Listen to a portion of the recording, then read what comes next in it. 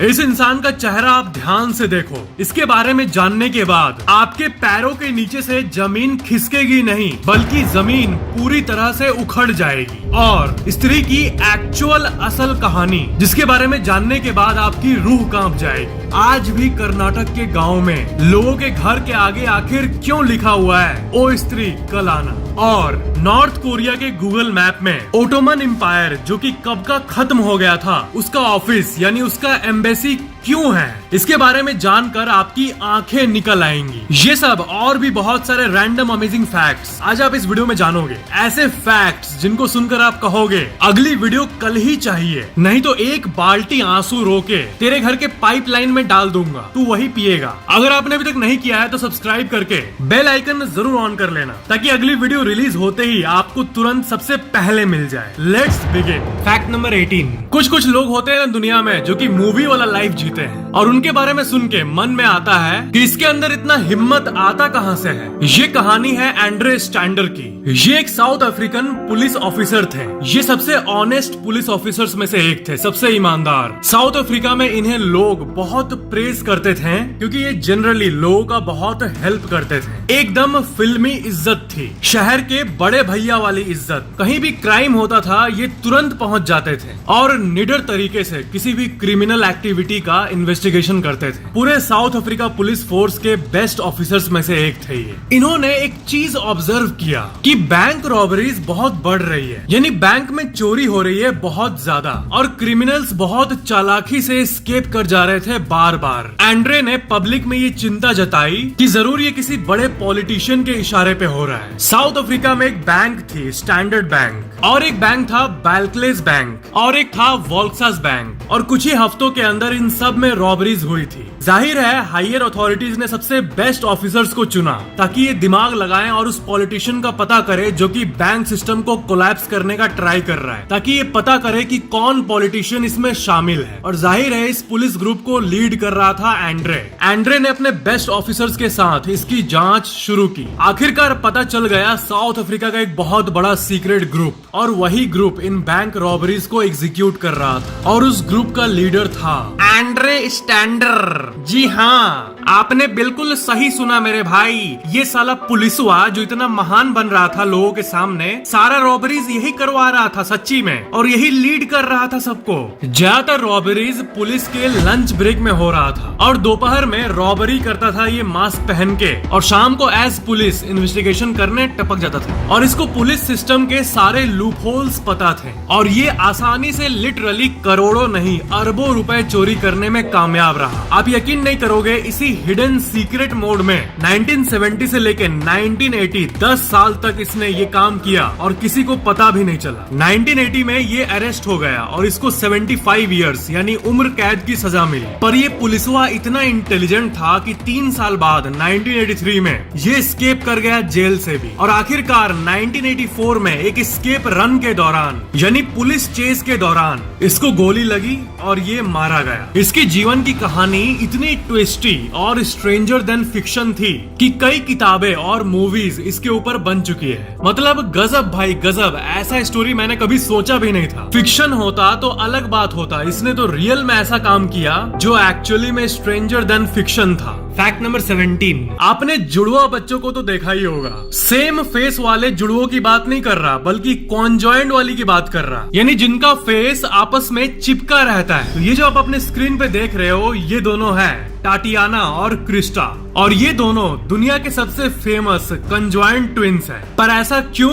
अब जो कहने वाला हूँ उसे ध्यान से सुनो। ये एक दूसरे के थॉट्स को सुन पाते हैं और एक दूसरे के आंखों से देख पाते हैं। क्या कहा मैंने, आपने सुना? ये एक दूसरे के थॉट्स को सुन पाते हैं और एक दूसरे के आंखों से देख पाते हैं। मतलब जब टाटियाना कुछ सोच रही होती है तो क्रिस्टा को पता चल जाता है कि टाटियाना क्या सोच रही है, क्योंकि दोनों का हेड और न्यूरॉन एक ही है। और सबसे स्ट्रेंज बात ये कि टाटियाना क्या देख रही है वो क्रिस्टा भी देख पाती है, और क्रिस्टा क्या देख रही है वो टाटियाना के हेड में दिखता रहता है। यानी ये अपने आंखों से जो देख रही है वो तो देख ही रही है नॉर्मली, लेकिन उसके जुड़वा बहन का जो विजन है वो भी दिमाग के अंदर रीड कर पाती है। यानी इनके दिमाग में 4 आंखों का विजन एक साथ ही प्रोसेस होता है। और जो मैंने आपको शुरू में बताया थॉट्स का, तो क्योंकि दोनों का हेड कॉन्जॉइंट है इसलिए लिटरली एक दूसरे के दिमाग को ये रीड कर पाती है। क्योंकि अगर आप इनके दिमाग के अंदर देखोगे तो न्यूरॉन्स बेसिकली एक ही है। कुदरत कितनी पावरफुल है, कुदरत कुछ भी बना सकती है सही में। फैक्ट नंबर 16, ऐसे कई नॉवेल फुल फॉर्म्स है जिसके बारे में आपको पता होना चाहिए, जैसे टॉप जी, ओजी, ओपी। टॉप जी आपने इंटरनेट पे कई जगह पे देखा होगा, जिसका मतलब होता है टॉप गैंगस्टर। ओजी जिसका मतलब होता है ओरिजिनल गैंगस्टर यानी मैं, और ओपी जिसका मतलब होता है ओवर पावर्ड यानी बहुत अच्छा। फैक्ट नंबर 15, नॉर्थ कोरिया में गूगल मैप्स में एम्बेसी ऑफ ओटोमन एम्पायर। ये देख के बहुत लोग बोलते हैं कि अबे ये क्या है, ओटोमन एम्पायर तो कब का डिस्ट्रॉय हो चुका है, वो तो बहुत पुराना एम्पायर था ना, तो उसका एम्बेसी यानी उसका ऑफिस कहाँ से है नॉर्थ कोरिया में। ये तो ऐसी बात हो गई कि इंडिया में ऑफिस ऑफ हड़प्पा या फिर ऑफिस ऑफ मोहनजोदड़ो है। तो असल में ये एक रॉन्ग इन्फो है। क्या है कि गूगल मैप्स में जो डेटा फीड होता है वो इंसान ही तो करता है, तो किसी ने मजे मजे में नॉर्थ कोरिया में ओटोमन एम्पायर का ऑफिस डाल दिया। गूगल मैप्स में दुनिया का हर एक शॉप, हर एक दुकान, हर एक मॉल, हर एक गली, हर एक रोड का नाम होता है और रोज millions of data points update भी होते रहते हैं। तो इतना सारा डेटा अपडेट करते हैं गूगल मैप्स का टीम, जिसमें हजारों इंजीनियर्स हैं, हजारों कार्टोग्राफर्स हैं यानी मैप बनाने वाले चचा लोग, और डेटा एनालिस्ट्स हैं। तो मजे मजे में किसी मैप वाले चचा ने ओटोमन एम्पायर अपडेट कर दिया। भाई नॉर्थ कोरिया में जिस तरह का रेस्ट्रिक्शंस हैं, मुझे तो ये जान के अमेजिंग फील होता है कि नॉर्थ कोरिया में गूगल मैप्स भी है। मतलब गूगल को अलाउ किया है नॉर्थ कोरिया, यही अपने आप में बहुत शॉकिंग बात है। नॉर्थ कोरिया एक बहुत ही सीक्रेटिव देश है, यानी वो देश नहीं चाहता कि उस देश में मौजूद एक भी घर का छत का सैटेलाइट व्यू पब्लिक को अवेलेबल हो, पर तानाशाह के होते हुए वहाँ पर गूगल मैप्स है। यही बहुत स्ट्रेंज बात है। फैक्ट नंबर 14, बहुत लोगों का ये सवाल होता है कि ज्वेलरी के जो दुकान वाले होते हैं वो तो फिक्स गोल्ड रेट लेते हैं। हर दिन सुबह जैसे 9 बजे शॉप खुलता है, एक गोल्ड रेट स्क्रीन पे दिखता है और ये तो यूनिफॉर्म होता है, यानी हर जगह ऑलमोस्ट सेम होता है। तो सोने दुकान वालों का मेन मुनाफा पता है कहाँ है? मेकिंग चार्जेस से। 1 लाख रुपए का सोना लेने पे 20,000 रुपए जनरली आपको मेकिंग चार्जेस देना पड़ता है, यानी टोटल 1,20,000। और बाकी गोल्ड रेट तो इंटरनेशनल मार्केट डिसाइड करता है और सारे शहरों में छोटा मोटा वेरिएशन होता है और जनरली ऑलमोस्ट सेम होता है। ये फैक्ट तो कुछ भी नहीं था। इससे भी अमेजिंग फैक्ट ये है कि जो लोग गोल्ड माइन करते हैं यानी माइनर्स, उनका जो एवरेज खर्चा आता है धरती से गोल्ड निकालने में और रिफाइन करने में और फाइनलाइज करने में, वो मार्केट प्राइस से यूजुअली 50% लेस होता है। यानी माइनर्स को गोल्ड 3,000 रुपए पर ग्राम पड़ता है और वो मार्केट में बेचते हैं 6,000 रुपए में। यानी माइनर्स बहुत ज्यादा प्रॉफिट करते हैं। प्रॉफिट तो करते हैं, लेकिन माइनिंग एक बहुत ही हार्ड काम होता है और कहीं भी माइनिंग हो रही है तो गोल्ड निकलेगा या नहीं निकलेगा इसका कोई श्योरिटी नहीं होता है। तो रिस्क बहुत ज्यादा होता है इस बिजनेस में। इक्विपमेंट्स तो यूज हो रहे हैं, मशीन तो यूज हो रहे हैं, मैन पावर तो लग रहा है, खर्चा तो हो रहा है उनका, लेकिन सोना निकलेगा या नहीं निकलेगा यही तय नहीं है। और यही कारण है कि कभी कभार गोल्ड निकल जाने पे जो इनको खुशी होती है और जो ये ह्यूज मार्जिन कमाते हैं वो ये माइनर्स डिजर्व भी करते हैं। माइनर्स का जो पर ग्राम खर्चा पड़ता है उसे कहते हैं AISC यानी average all in sustaining cost. ये एवरेजली यानी नॉर्मली गोल्ड के मार्केट प्राइस का आधा होता है। यानी कोई भी आपसे अगर पूछे कि मार्केट प्राइस जो होता है गोल्ड का, तो गोल्ड को निकालने में कितना खर्चा होता है, तो आप कह सकते हो अप्रोक्स 50 to 55%। फैक्ट नंबर 13, इस कोइंसिडेंस के बारे में आजकल बहुत लोग बात कर रहे हैं। ये जो एरिया है, इस जगह पे जो कंट्रीज हैं, उन सब का नाम स्टैन से ही एंड कैसे हो जाता है। मतलब ये अलग अलग कंट्रीज है विथ अलग अलग संस्था, अलग अलग गवर्नमेंट, फिर भी सबके लास्ट में स्टैन कैसे आता है। जैसे Kazakhstan, Turkmenistan, Uzbekistan, Tajikistan, Afghanistan, Pakistan, Kyrgyzstan, पर कैसे? तो सुनो, असल में ये जो सफिक्स है स्टैन, ये पर्शियन लैंग्वेज से आता है और स्टैन का मतलब होता है लैंड। और जितने भी कंट्रीज के लास्ट में स्टैन है, ये एक कॉमन कल्चर शेयर करते हैं। जैसे कजाकिस्तान का मतलब है लैंड ऑफ कजक्स, उज्बेकिस्तान का मतलब है लैंड ऑफ उज्बेक। पाकिस्तान दो शब्द से आया है, पाक मतलब प्योर और स्टैन मतलब लैंड ऑफ प्योर पीपल। तो स्टैन का मतलब होता है लैंड, और यही कारण है कि इन सब कंट्रीज का ऑफिशियल नेम STAN स्टैन से एंड होता है। फैक्ट नंबर 12, ये एक बहुत ही अमेजिंग वैज्ञानिक रिसर्च है जो कि आपके बारे में है, जिसका रेफरेंस आप अपने स्क्रीन पे देख सकते हो। ये USA के स्टैनफोर्ड का रिसर्च है। अगर आप यंग हो तो आपके मम्मी पापा के बारे में है, और कुछ साल बाद ये आप पे भी अप्लाई हो जाएगा। कौन सी बात? देखो, इंसान का जो एज होता है उसमें कुछ स्पीड ब्रेकर एजेस होते हैं, यानी वो एज जो कि बॉडी के लिए माइलस्टोन होता है, और रिसर्चर्स के हिसाब से वो एजेस हैं 44 और 60। मतलब इंसान जब 44 का होता है तब उसके शरीर में जो डिग्रेडेशन होता है, यानी शरीर में नेगेटिव चेंजेस,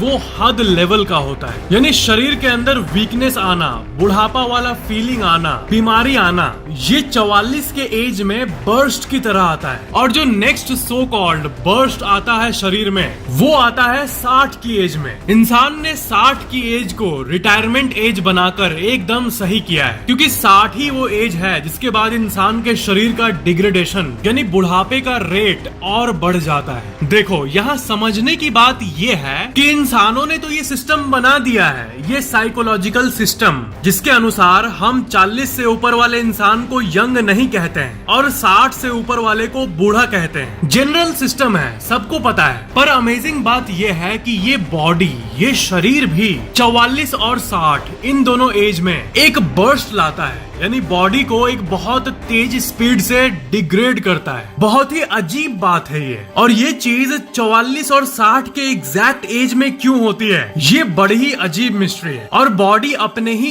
एज और टाइमिंग के बारे में इतना कॉन्शियस है, ये गजब है। इंसानी शरीर रहता तो शांत है, पर ये अपने अंदर ही अंदर इतना स्मार्ट है कि क्या बोले। मतलब कितनी गजब बात है, कोई इंसान 44 का हुआ तो शरीर कहता है कि चल चल इसको बूढ़ा करते हैं, 44 का हो गया तो ये। और वैसे ही जैसे इंसान 60 का होता है, अबे बुढ़ा कर इसको, बुढ़ा 60 आ गया इसका, शरीर ऐसे करता है। That's गजब। फैक्ट नंबर 11, मान लो आप बहुत पॉपुलर सिंगर बन गए और आपको गाने का मौका मिला, गाकर पैसे कमाने का मौका मिला, और आपको दो ऑप्शन मिले। एक ऑप्शन में आपको सॉन्ग का 16 लाख रुपए मिलेगा, पूरी 16 लाख रुपए, चाहे गाना हिट हो या फ्लॉप हो, चले या ना चले, आपको 16 लाख रुपए मिलेगा। और दूसरा ऑप्शन सेल्स के ऊपर प्रॉफिट शेयरिंग, यानी जितना सेल होगा उसका हिस्सा मिलेगा। अब ऐसे डील्स में अक्सर सिंगर्स और एक्टर्स फ्लैट फी को चुनते हैं, क्योंकि कंटेंट की हिटनेस की श्योरिटी नहीं होती है कि चलेगा या नहीं चलेगा। तो सुनो,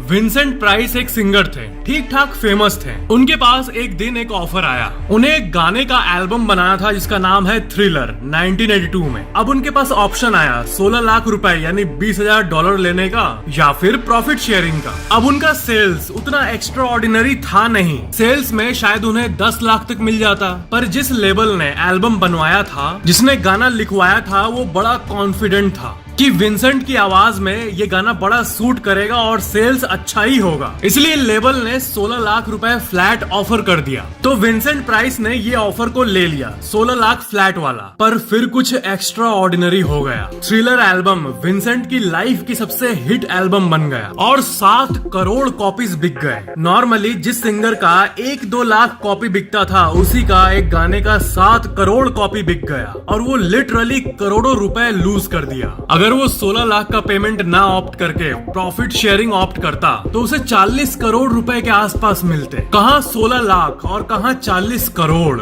ये सुन के तो मेरे अंदर गिल्ट फील हो रहा है सच्ची में। फैक्ट नंबर 10, आपने नॉर्मल वर्ल्ड मैप्स को तो देखा ही होगा, पर क्या आपने कभी टाइम जोन मैप को देखा है? ये दुनिया के सबसे यूनिक मैप्स में से एक है जो कि आमतौर पर आप नहीं देखे होंगे। इस मैप में आप सारे टाइम जोन्स को देख सकते हो। इसमें जितने सेक्शंस हैं वो अलग अलग टाइम जोन्स हैं। इंडिया में एक्चुअली 2 टाइम जोन गुजरते हैं, पर India just for the sake of simplicity एक ही टाइम जोन को फॉलो करता है, गुजरात से आसाम तक। नहीं तो अगर भारत 2 टाइम जोन फॉलो करता तो गुजरात और आसाम के टाइम में आधा घंटा से 40 मिनट का फर्क आ जाता, पर पूरे इंडिया में एक ही टाइम है। पर रशिया देश में ऐसा नहीं है। रशिया में कैलिनिनग्राड से कोई कॉल करता है कामचटका में, तो कैलिनिनग्राड वाला कहता है इधर तो सुबह का 8 बज रहा है, और कामचटका वाला कहता है इधर तो शाम का 6 बज रहा है। यानी इतना लंबा फर्क। Russia is huge. पर फिर भी कितनी स्ट्रेंज बात है कि रशिया का पॉपुलेशन है 14 करोड़ और बांग्लादेश का पॉपुलेशन है 17 करोड़। यानी रशिया का पॉपुलेशन डेंसिटी बहुत ही ज्यादा कम है। फैक्ट नंबर 9, मैं आपको पूरे अफ्रीका का नाइट व्यू दिखा रहा हूँ अपने स्क्रीन पे। इस मैप को आप देखो और ये बताओ कि यहाँ जो एम्प्टीनेस दिख रहा है ये कौन सा इलाका है। आपने शायद गेस कर लिया होगा, ये है द ह्यूज सहारा डेजर्ट। हर कंट्री में जहाँ जहाँ डेजर्ट होता है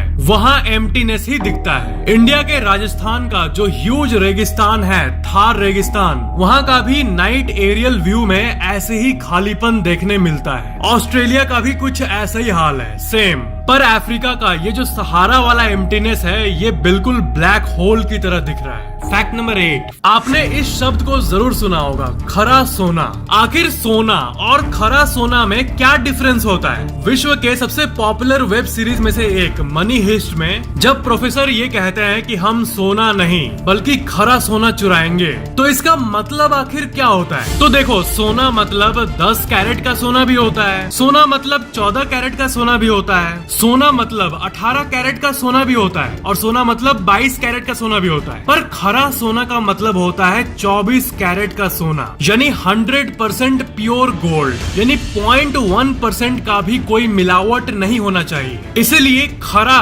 शब्द का यूज ध्यान से करना चाहिए क्योंकि ये कोई आम शब्द नहीं है। बाकी एक और फन फैक्ट ये है कि 9, 12 और 20 कैरेट का भी सोना होता है, लेकिन ये बहुत अनकॉमन होता है। सोनारों के पास 90% से ज्यादा जो ट्रांजैक्शन होता है वो 18, 22 और 24 कैरेट के सोने में होता है। बहुत लोगों को पता ही नहीं होगा कि 9, 12 और 14 कैरेट का भी सोना मार्केट में अवेलेबल होता है। फैक्ट नंबर 7, आपने एयरपोर्ट्स पे ऐसे स्टोर्स को जरूर देखा होगा, Gucci, Prada stores. According to surveys ये स्टोर्स 90 to 96% टाइम खाली रहती है। तो ये लग्जरी स्टोर्स आखिर एयरपोर्ट पे क्यों होती है? इनका ऑक्यूपेंसी रेट जब 5% ऑफ द टाइम होता है मात्र, और 90% टाइम एम्प्टी रहते हैं, तो ये आखिर एग्जिस्ट क्यों करते हैं? एयरपोर्ट पे जो दुकानों का रेंट होता है वो सिर्फ आसमान नहीं छूता बल्कि आसमान के बादल को पार करके फाड़ के निकल जाता है वहाँ का रेंट। एक नॉर्मल 500 स्क्वायर फीट का जो दुकान होता है वो अगर किसी नॉर्मल कमर्शियल जगह पे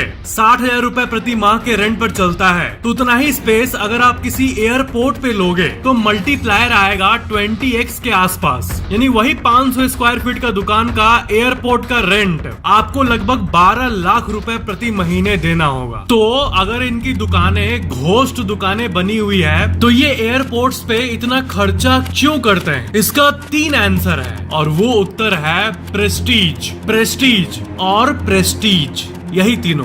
प्रेस्टीज यानी कि प्रतिष्ठा, प्रतिष्ठा, समझ गए ना? हाय, तो उन कस्टमर्स को हासिल करने के लिए चाहे कितना भी ये खर्चा करे ये इनके लिए कम होता है। According to their words, brand का प्रेस्टीज मेंटेन करना होता है और इतना खाली होने के बावजूद भी ये कंपनीज प्रॉफिट में ही रहती है। तो ब्रांड की प्रीमियमता मेंटेन करने के लिए एयरपोर्ट पे 12-12 लाख, 20-20 लाख रुपए पर महीने का रेंट देके कंपनीज अपना दुकान ऑपरेट करती है। चाहे उस स्पेसिफिक जगह पे सेल्स हद से ज्यादा कम हो फिर भी, क्योंकि मान, मर्यादा और प्रतिष्ठा और प्रीमियमता, इसका फील नहीं टूटना चाहिए। Fact number 6, H.H. होम्स नाम का एक बिजनेसमैन था अमेरिका में। वो बहुत सारे फार्मेसी स्टोर्स को ओन करता था। प्रॉपर्टी बिजनेस में भी उसका अच्छा खासा पकड़ था। 1893 में उसने शिकागो में एक बहुत ही बेहतरीन होटल कंस्ट्रक्ट किया, एक बहुत ही प्रीमियम होटल। पर वो होटल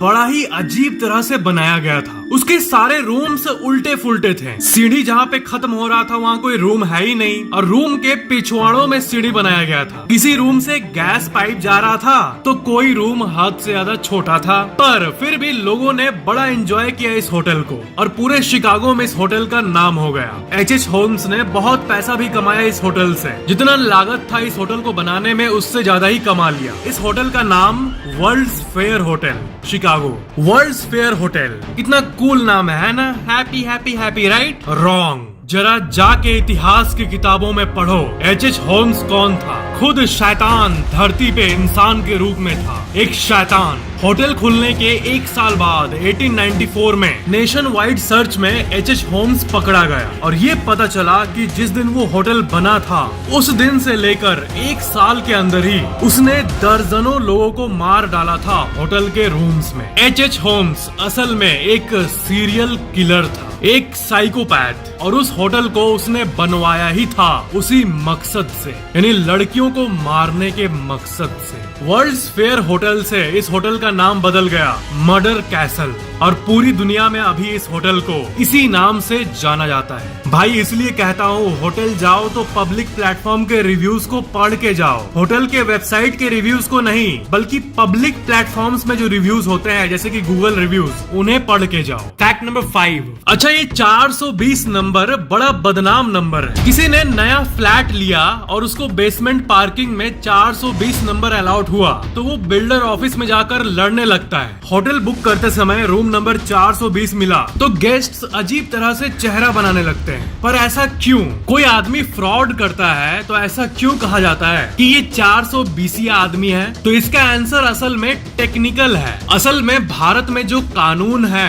जो अभी तक आईपीसी था यानी इंडियन पीनल कोड, जो कि हाल ही में बदला, उसमें आईपीसी सेक्शन 420 होता था चीटिंग और फ्रॉड के केसेस के लिए, यानी रैंडमली ही टेक्निकली ये नंबर 420 असाइन कर दिया गया फ्रॉड वाले पुलिस केसेस के लिए, और इसलिए सेंचुरीज से ये जो नंबर है 420 ये असाइन हो गया फ्रॉड के लिए। इसलिए वक्त के साथ 420 ये नंबर पूरी तरह से गंदा हो गया और ऐसे ही जन्म हुआ महान 420 का। Fact number 4। अमेज़न फॉरेस्ट कितना ह्यूज है ये तो आपने देखा ही होगा। आपको एक स्ट्रेंज बात बता रहा हूँ, उसको सुनो। अमेज़न जंगल को ब्राजील के लोकल निवासी नरक भी कहते हैं। ग्रीनरी को नरक क्यों बोल रहे ये लोग आखिर? ये मन में सवाल आता है। इसका आंसर है अति, यानी एक्सेस। हर चीज की एक्सेस खराब होती है। जो लोग अमेज़न जंगल में फंसे हैं एक्सीडेंटली, वो लोग ऐसी लाइंस कहते हैं कि भाई समुद्र में फंस जा, बर्फ में धंस जा,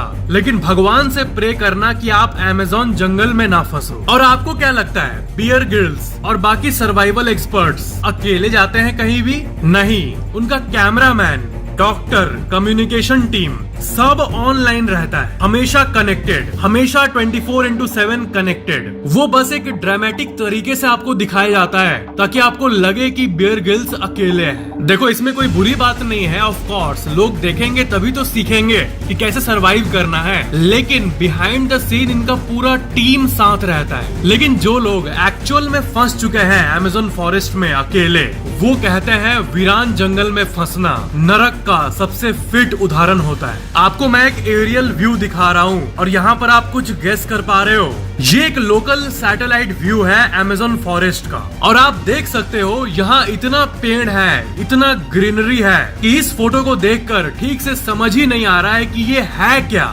लिटरली एक भी ऐसा जगह नहीं है जहाँ पेड़ ना हो। और जो व्हाइट व्हाइट आप देख रहे हो ये क्लाउड्स हैं। पेड़ पौधों के बीच रहना अच्छा होता है, लेकिन पेड़ों के बीच रहना भी एक हॉरर स्टोरी में बदल जाता है जब आप अमेज़न जंगल में होते हो। फैक्ट नंबर 3, लेजीनेस यानी आलस करना। आप सब में से 100% लोग आलसी हैं। जी हाँ, आलस ना करके अपने गोल्स को अचीव करना ये अच्छा होता है, ये तो सबको पता है। पर ये बात पता होने के बावजूद भी लोग आलस करते हैं। ऐसा क्यों आपको पता है? ऐसा इसलिए क्योंकि at a very basic level इंसान एक जानवर है और इंसानी दिमाग जिस फॉर्मूले से चलता है उसके अनुसार जब कोई इंसान आलस करता है तो उसको उसका दिमाग बड़ा प्लेजर देता है। पढ़ाई नहीं करके फोन चलाना, जिम स्किप करना, आराम से पूरे दिन लेटे रहना, इन सब चीजों में बड़ा प्लेजर होता है। तो as per evolution laziness pleasurable इसलिए होता है क्योंकि आलस करने से ब्रेन और बॉडी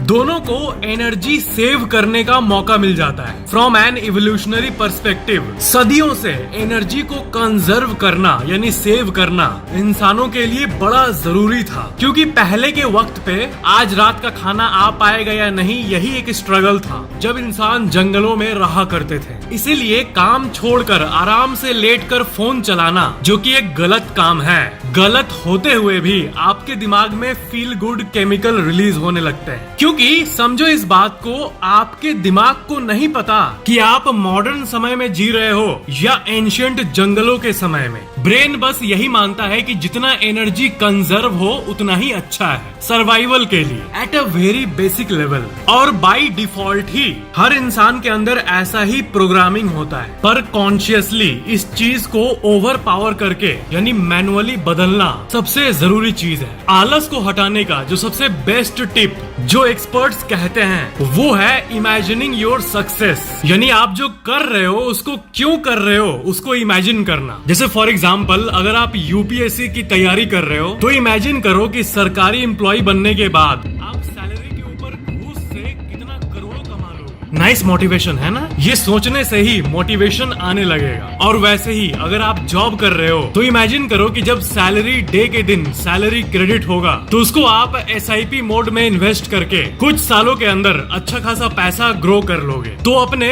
हर काम के एंड गोल को हमेशा विजुअलाइज करना, क्योंकि मोटिवेशन तभी आएगी। जहाँ रिवॉर्ड नहीं होता है वहाँ काम करने का मोटिवेशन नहीं होता है आजकल के दुनिया में, यही सच्चाई है। इसीलिए हर काम के रिवॉर्ड्स के बारे में सोचो और हर काम को एनर्जाइज तरीके से करो। Fact number 2, paradox. इस शब्द को तो आपने सुना ही होगा। पैराडॉक्स का मतलब होता है विरोधाभास, यानी ऐसी चीज जो सेंस नहीं बनाती, सेंस बनाती भी है और नहीं भी बनाती। आप सोच रहे होंगे कि क्या है यार ये। सिंपल है, दिमाग के दही कर देने वाले किसी कंसेप्ट को पैराडॉक्स कहते हैं। और आपको पता है दुनिया का सबसे फेमस पैराडॉक्स कौन सा है? वो है द ग्रैंडफादर पैराडॉक्स। ऐसे बहुत सारे साइंटिस्ट्स हैं जो कि ये मानते हैं कि टाइम ट्रेवल यानी समय यात्रा कभी भी पॉसिबल नहीं हो पाएगा। ऐसा इसलिए क्योंकि अगर पास्ट यानी भूतकाल में जाना संभव होता और आप किसी टाइम मशीन से अपने ही पास्ट में जाके अपने ही दादाजी को मार दिए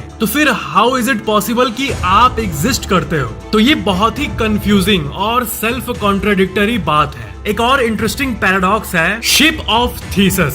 मान लो एक पानी जहाज है जिसका part time to time change होता रहता है। कभी डेक चेंज होता है, कभी साइड वॉल चेंज होता है, और ओवर 20 इयर्स धीरे धीरे इतने सारे पार्ट्स चेंज हो गए कि ओरिजिनली जो पार्ट शिप में लगे थे वो सब तो है ही नहीं, एक भी नहीं है। सारे नए पार्ट्स लग गए हैं ओवर टाइम, समय के साथ साथ। यानी 20 साल के मेंटेनेंस के चलते पूरा शिप ही ऑलमोस्ट रिप्लेस हो चुका है। तो क्या हम इस शिप को वही शिप कहेंगे जो कि 20 साल पहले था? यही तो कंफ्यूजन की बात है। अब इससे रिलेटेड अब जो बात आपको बताने वाला हूँ वो ज्यादा सेंस बनाएगा आपको। आपका शरीर का जो हड्डी होता है, पूरा हड्डी जितना हड्डी है सब 10 साल के बाद पूरा का पूरा रिप्लेस हो जाता है। यानी मान लो आपकी उम्र अभी 30 साल है तो 20 साल के जब आप थे तब आपका हड्डी चेंज होना शुरू हुआ था। धीरे धीरे नया हड्डी बनता गया और जब आप 30 साल के हुए तब अब 30 साल में जो आप अपने शरीर के अंदर हड्डी महसूस कर रहे हो वो पूरा का पूरा नया सेट है, क्योंकि एवरी 10 इयर्स पूरा का पूरा हड्डी रीमॉडल हो जाता है और ये शरीर में हर 10 साल में होता है। यानी आप नहीं रह जाते, जो आप नया खाना खाते हो उससे आप बनते रहते हो और हर 10 साल में आपके पास नया सेट ऑफ हड्डी आ जाता है और आपको पता भी नहीं चलता। और सबसे जरूरी बात सुनो, आपका स्किन यानी चमड़ी हर 4-5 हफ्ते में पूरा का पूरा बदल जाता है। आपका ब्लड सेल हर 120 दिन में पूरा रिप्लेस हो जाता है। पेट का इंटेस्टाइन वाला सेल हर 4-5 हफ्तों में पूरा रिप्लेस हो जाता है। और ये मोटा सांड हड्डी